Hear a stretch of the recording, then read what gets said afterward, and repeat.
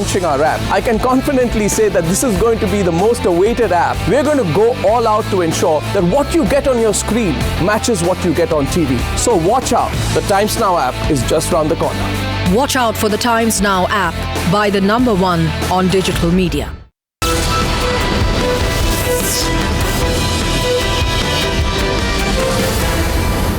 Welcome back. An audio clip has the Aam Aadmi Party running for cover. A clip with an alleged conversation between AAP convener Arvind Kejriwal and former party MLA Rajesh Garg, where the two are talking about taking the support of breakaway Congress MLAs to form the Delhi government. But now it seems that the party has found a convenient argument to justify horse trading. Party leader Ashish Khaitan insists that what was being discussed was quote-unquote political realignment.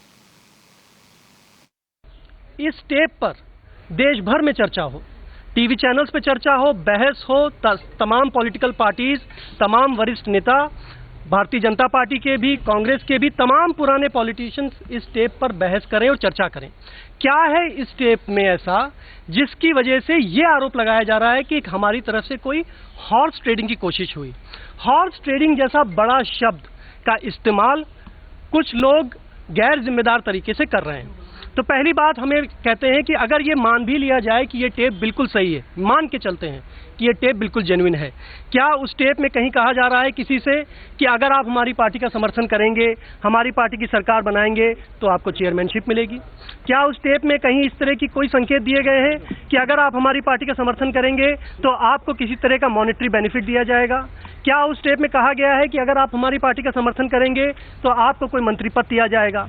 राजनीति में political realignment एक राजनीतिक सच्चाई है और आपको पता होगा कि 1 साल तक दिल्ली में सरकार इसलिए नहीं बनी, 1 साल तक दिल्ली में चुनाव इसलिए नहीं हुए क्योंकि केंद्र सरकार, पहले कांग्रेस की केंद्र सरकार और फिर भारतीय जनता पार्टी की केंद्र सरकार बार बार जाकर सुप्रीम कोर्ट में हलफनामा देती थी कि पॉलिटिकल रीअलाइनमेंट की कोशिशें चल रही हैं।